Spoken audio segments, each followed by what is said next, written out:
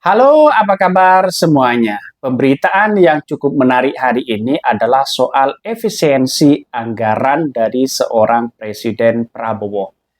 Nampaknya bagi kami setelah melihat dari seksama begitu kan ya, dari berbagai media sosial, nampaknya efisiensi apa yang kemudian dilakukan dari seorang Presiden Prabowo juga menjadi imbas terhadap PHK massal. Bapak, kita tahu bahwa efisiensi anggaran yang Bapak lakukan saat ini yaitu untuk menunjang agar program-program Bapak bisa berjalan dengan baik. Seperti makan gratis untuk anak-anak. Tapi sudahkah Bapak berpikir bahwa ketika pagi hari Bapak berhasil memberikan makanan gratis dan bergizi untuk anak-anak, tapi ketika mereka pulang ke rumah, mereka dapati orang tua mereka tidak bisa memberikan makan siang dan juga makan malam yang layak, karena ternyata orang tua mereka harus di PHK, harus dirumahkan karena efisiensi yang telah Bapak lakukan. Lalu menurut Bapak, di mana letak yang Bapak bilang bahwa Dan salah satu curhatan di TikTok di situ begitu kan ya. Salah satunya dari dari masyarakat yang curhat bahwa di ada salah satu pegawai begitu kan ya yang kemudian di situ di PHK massal. Ngeri pada hakikatnya. Anggarannya untuk efisiensi untuk siapa? Yaitu dialokasikan kepada anggaran makan siang bergizi gratis. Ngeri, Bos. Kenapa tidak menjadi efisiensi begitu kan ya? Tidak dipotong anggarannya seperti DPR, kabinet atau kementerian, ya dikurangilah. Jangan mengangkat staf sus, utusan ini, utusan itu dan sebagainya. Ini kan justru beban seorang Prabowo nantinya begitu semakin luar biasa. Jokowi bisa tertawa. Kenapa Jokowi bisa tertawa? Ya karena efisiensi, ya anggaran semuanya begitu kan ya dipangkas, tapi ada PHK massal di dalamnya. Percuma. Dananya dialokasikan kepada makan siang bergizi gratis. Anaknya dapat makan 10.000 begitu kan? Ya setiap hari anaknya pulang ya ke rumah, bapaknya sudah di PHK, ibunya sudah di PHK. Percuma. Kan itu logikanya. Makanya secara tidak langsung, ya mending kementerian itu ada 17 kementerian aja. Nggak usah banyak. Kementerian, wakil menteri, staf sus ini, utusan itu, dan sebagainya. Apakah anggaran DPR dan tunjangan DPR, ya, apakah tetap akan jadi efisiensi?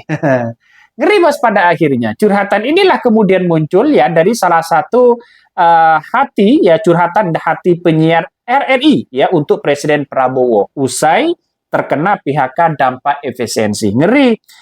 Ini wajib viral. Anak-anak di sekolah dapat makan gratis dengan menu ala kadarnya seharga 10.000.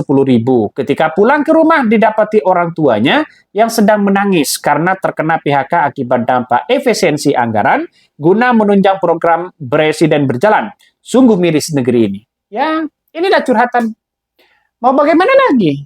Apa yang mau diselesaikan oleh Presiden Prabowo?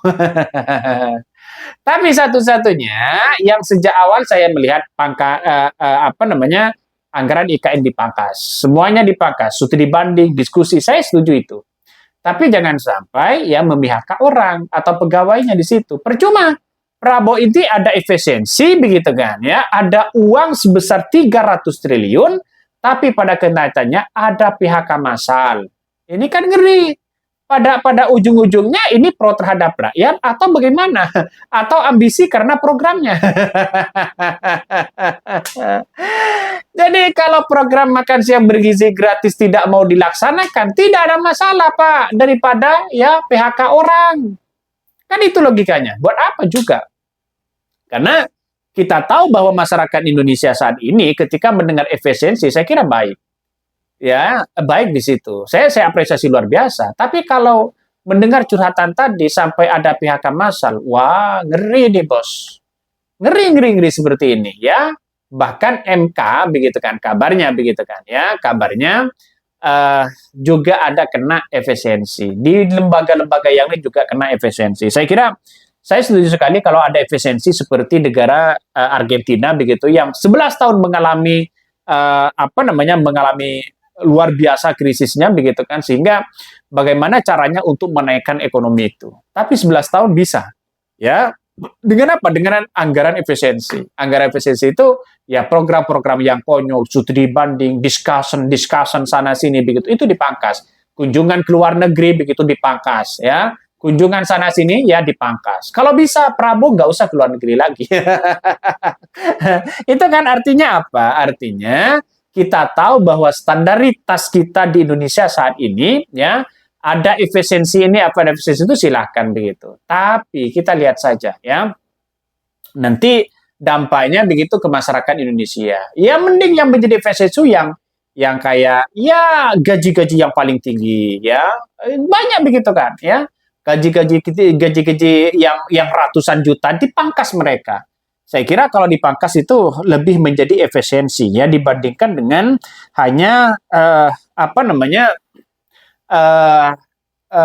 memihak para pegawai-pegawainya sendiri. Nih, hidup pilihan maka ketika ditawarkan keberlanjutan ya harusnya sudah tahu semuanya, pasti akan berlanjut, harus menerima konsekuensinya. Saya kira sebagai Presiden Prabowo terpilih begitu kan ya, sebagai Presiden Prabowo yang terpilih hari ini, saya kira kebijakan-kebijakan itu sudah bertentangan dengan apa yang kemudian dilakukan oleh seorang Jokowi. Jokowi begitu kan ya, tetap membangun infrastruktur walaupun hasilnya ngutang. Tapi seorang Prabowo tidak mau ngutang, kebijakannya lebih pada efisiensi anggaran. Saya kira ini sudah bertolak belakang dengan apa yang kemudian dilakukan oleh seorang Jokowi. IKN pun gagasan Jokowi mereka dipangkas oleh seorang Presiden Prabowo. Saya kira itu sudah bertolak belakang. Tidak ada masalah sebenarnya. Tapi perlu diingat, seorang Jokowi yang membangun infrastruktur yang ada, justru ya orang-orang itu tidak di PHK. Justru ketika dipangkas efisiensi oleh Presiden Prabowo, justru kalau itu di PHK dan lebih ngeri mana? Itu kan menjadi pertanyaan penting. Lebih banyak pilihannya sekarang adalah apakah mau ngutang, apakah lebih memphk orang. Tapi semuanya pasti ada solusi. Kenapa saya katakan seperti itu? Kita lihat saja, efisiensi itu harus tepat sasaran. Tidak hanya program makan siang bergizi gratis yang kemudian tepat sasaran. Efisiensi itu juga punya sasaran penting. Jangan sampai kemudian ya efisiensi itu sampai memihak orang, sampai tidak menggaji orang begitu kan. Padahal anggota DPR, tunjangan DPR begitu kan. Ya pensiun ya yang kemudian tunjangan ini tunjangan itu menurut saya dipangkas saja. Kalau Prabowo berani berantas saja korupsi, terus kemudian orang-orang yang korupsi ya dimiskinkan kalau berani. Tapi nampaknya Prabowo ya juga main cantik di situ. Tapi masyarakat sudah pinter hari ini bahwa apa yang kemudian dilakukan oleh Prabowo ini sudah mulai ada celah masyarakat bahwa Prabowo ini begitu kan lebih mengutamakan bagaimana Indonesia itu memanage anggaran kita, APBN kita. Tapi menurut saya pribadi ada kefatalan yang kemudian harus dibereskan bahwa jangan sampai efisiensi anggaran itu berdampak pada masyarakat. Nah, itu yang paling penting. Mungkin itu yang kami sampaikan, tonton terus channel Khodari News ini. Begitulah. Kura.